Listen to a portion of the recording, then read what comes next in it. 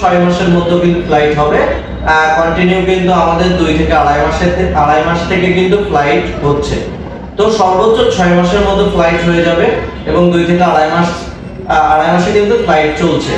আর কাজের ধরন বলতে গেলে সেখানে কিন্তু টাইলস, রং, ওয়েল্ডিং, কারেন্ট, এসি, মাল্টা বাগান, পার্টেক্স, প্লাস্টার, রেস্টুরেন্ট এই সকল ধরনের কাজ কিন্তু সেখানে করতে পারবেন।